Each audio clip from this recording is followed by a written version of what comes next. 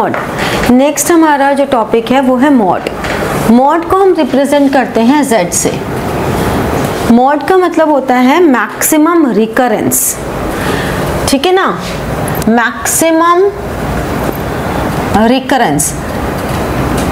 तो जो भी फिगर किसी मैक्सिमम उसमें आती है, नंबर ऑफ टाइम्स शो कर रही है, वो हमारा मॉड है।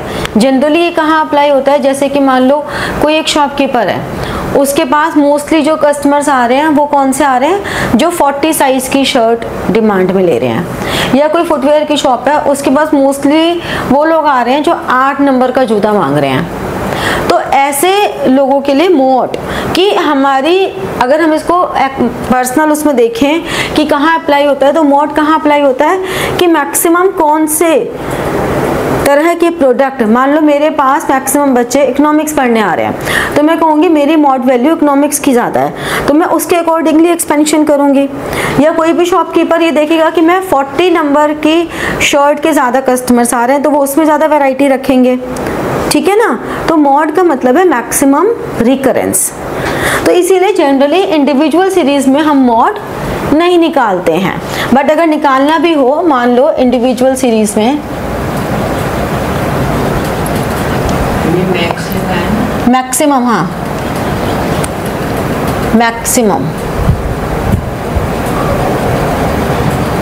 Maximum recurrence.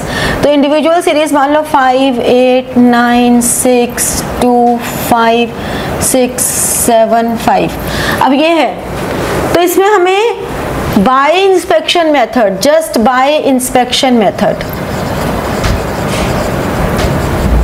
हमें ये पता लग गया कि हमारे पास जो मैक्सिमम टाइम है वो कौन सा नंबर शो कर रहा है, 5। तो मॉड की वैल्यू 5 हो गई, बस दैट्स इट। कोई कैलकुलेशन नहीं, कुछ नहीं, सिंपली हमने इंस्पेक्शन से दिखा दिया। ऐसे ही अगर हमारे पास डिस्क्रीट सीरीज है,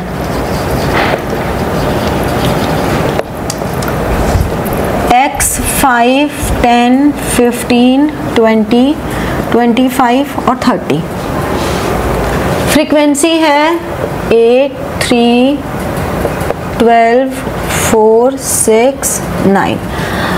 हमें सिंपली दिख रहा है कि मैक्सिमम फ्रीक्वेंसी 12 है, तो हम ये कह सकते हैं कि bye inspection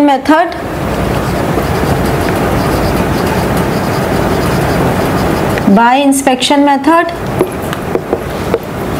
value of mode is क्या है, 15 है, क्योंकि उसी की मैक्सिमम फ्रीक्वेंसी है 12।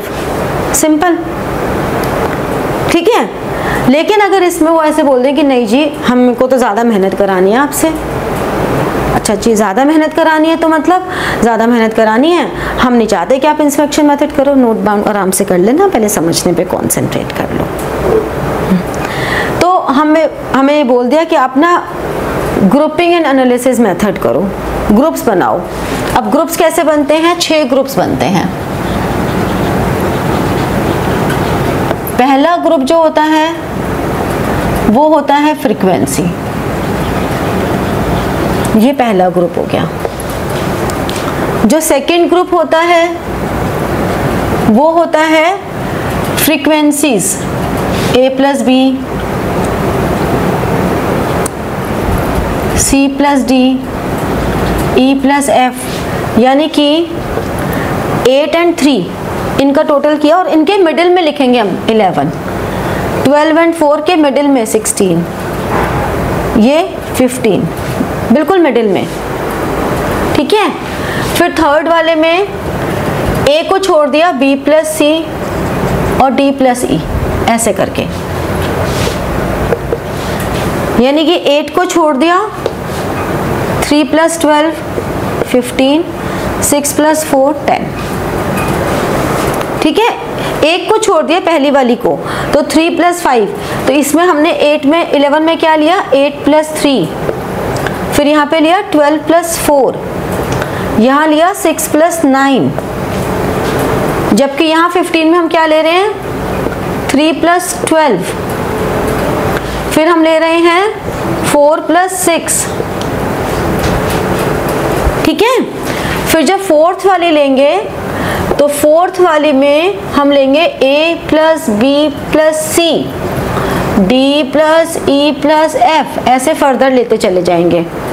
यानी कि पहली 3 और दूसरी 3, यानी कि 8 प्लस 3 प्लस 12।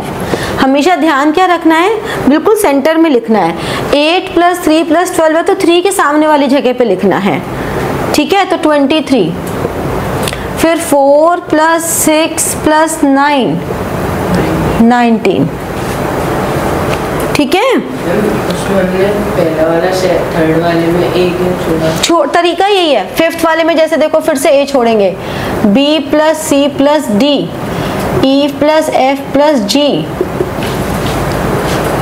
अब जैसे हमने फिफ्थ वाला लिया ना, तो पहले को छोड़ दिया, 3 प्लस 12 प्लस 4। अब इसमें नीचे बच गए ना 2, छोड़ दो, कुछ नहीं करना। हमें तो अपने ग्रुप से मतलब है, हमने अपना ग्रुप ले लिया, ये 19 आ गया। फिर हमने जब 6 वाला लिया तो ए और बी दोनों को छोड़ दिया, सी प्लस डी प्लस ई, यानी कि पहले 2 को छोड़ के 12 प्लस 4 प्लस 6, 22 हो गया, ठीक है।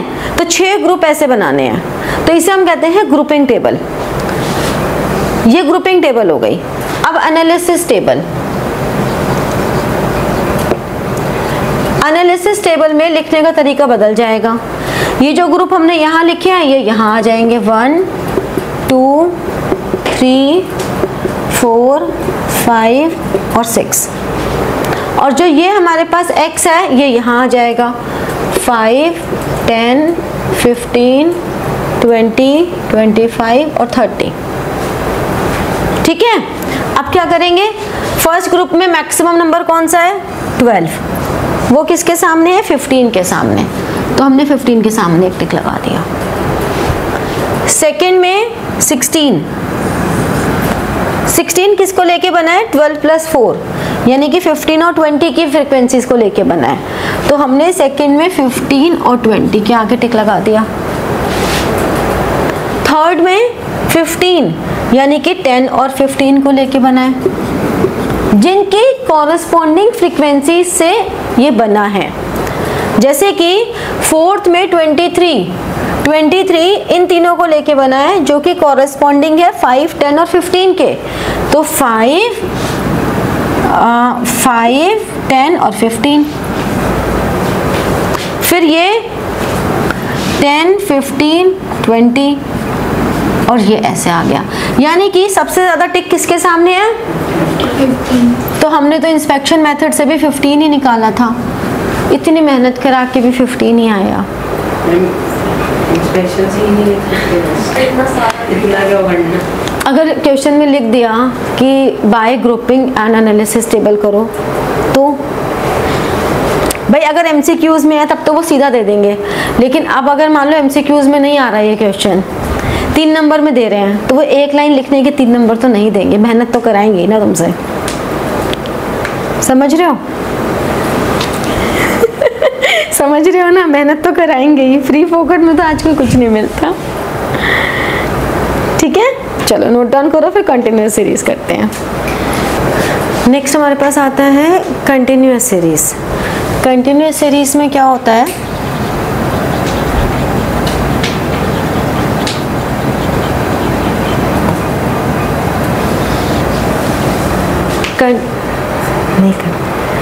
कंटिन्यूअस सीरीज में हमारे पास क्लास इंटरवल है 10 to 20, 20 to 30,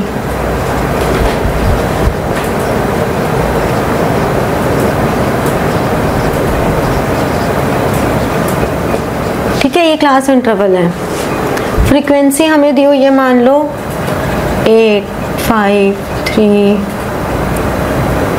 18 2 6 4। अब हमें इंस्पेक्शन मेथड से क्या पता लग रहा है, बाय इंस्पेक्शन मेथड क्या पता चल रहा है, मॉडल क्लासेस कौन सी है मॉडल क्लास? 40 to 50। तो once we got model class तो उसकी फ्रीक्वेंसी को हम लिख देते हैं f1, उससे पहले वाली को f0, उसके बाद वाली को f2। जो मॉडल क्लास है उसकी फ्रीक्वेंसी f1, उससे पहले वाली f0, उसके बाद वाली f2। ठीक है, अब हम फॉर्मूला लगा देंगे z is equal to L1 plus f1 minus f0 upon 2f1 f0 f2 into आई।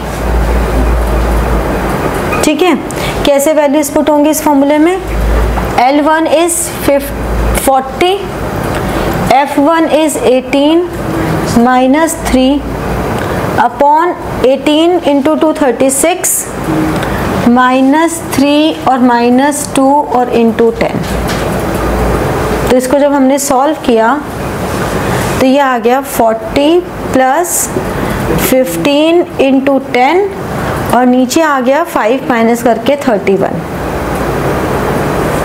तो हमारे पास आंसर इज ऑलमोस्ट 40 प्लस 150 को 31 से डिवाइड किया तो 5 अप्रॉक्स आ जाएगा, 4.9 समथिंग आ जाएगा। तो 5 अप्रॉक्स हम कह सकते हैं 45 अप्रॉक्स। तो डायरेक्ट हमारा इंस्पेक्शन मेथड से निकल गया। लेकिन यहाँ पे अगर वो ये बोल दें कि नहीं भाई ग्रुपिंग एंड एनालिसिस टेबल बनाओ, तो सेम ये फर्स्ट हो गई, सेकंड में इन दोनों को लिया, इन दोनों को लिया, यानी कि 13, 21 एंड 8। फिर थर्ड में फर्स्ट को छोड़ा, 2 को लिया, 2 को लिया और 2 को लिया, यानी कि 8, 20 और 10। ठीक है, फिर फोर्थ में फर्स्ट 3 को लिया, फिर 3 को लिया, यानी कि 16 और 26। फिर फिफ्थ में फर्स्ट को छोड़ा, नेक्स्ट 3 को लिया और नेक्स्ट 3 को लिया, यानी कि ये हो गया 26 और ये हो गया 12। और फिर सिक्स्थ में पहले 2 को छोड़ा, 3 को लिया, नीचे 2 ही बच गए तो छोड़ देंगे, तो सिर्फ इन 3 को लिया तो 23। ये ग्रुपिंग टेबल हो गई। सेम एनालिसिस टेबल कैसे? 1, 2, 3, 4, 5, 6, 0 to 10, 10 to 20, 20 to 30, 30 to 40, 40 to 50, 50 to 60, 60 to 70 और 70 to 80। कैसे करेंगे? हाईएस्ट 18 है 40 to 50 के नीचे, ये हो गया। फिर ये 21 है 30 to 40 and 40 to 50, 20 40 to 50 and 50 to 60, 26 30 to 40 50 60। फिर 26 किस किस को लेके बना? दिस और 16 हाँ, फर्स्ट को छोड़ के ना, और फिर ये पहले 2 को छोड़ के, तो मैक्सिमम टिक कहाँ आ रहे हैं? 1 2 3 4 5, 40 to 50 में ही आ रहे हैं। फिफ्थ वाला 26 है ना, 26 हमारा पहले को छोड़ के बाकी के 3 को मिला के बना ना। ठीक है, once we get model class, ये फॉर्मूला लगा दिया। ठीक है, ये वाला केवल मॉडल क्लास निकालने के लिए, फिर उससे फ्रीक्वेंसी उससे वो तो निकालेंगे ही फॉर्मूला, तो वो तो ऐसे ही पता चल रहा है। बेसिकली ये प्रॉब्लम हमें तब आती है जब यहाँ पे कोई ऐसी वैल्यूज होती, जैसे अभी ये क्वेश्चन करो फिर बताती हूँ नेक्स्ट क्वेश्चन। देखो अब ऐसा कब होता है कि हमें compulsorily analysis and grouping method को इस्तेमाल करना पड़ता है, ऐसा कब होता है?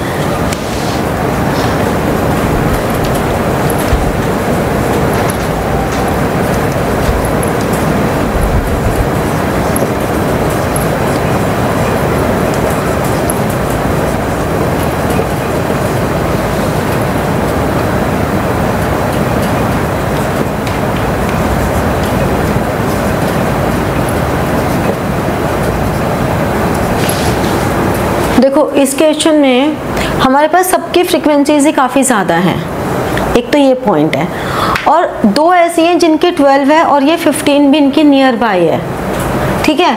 हम ये कहते हैं कि मान लो ये भी 15 ही होती, अब दो जगह 12 भी है, ये 15 भी है, तो ऐसे में हम लोग डायरेक्ट इंस्पेक्शन मेथड नहीं अप्लाई कर सकते, हमें कंपल्सरीली इसमें grouping and analysis method he use करना पड़ेगा, क्योंकि हम वरना किसको लेंगे इंस्पेक्शन मेथड से, बड़ा मुश्किल है। तो अब बनाते हैं ग्रुप्स, फिर से दो दो के ग्रुप बनाए, 17, 25, 27। थर्ड बनाया, पहले को छोड़ा, दो के बनाए, यानी कि 22 और 27, ठीक है।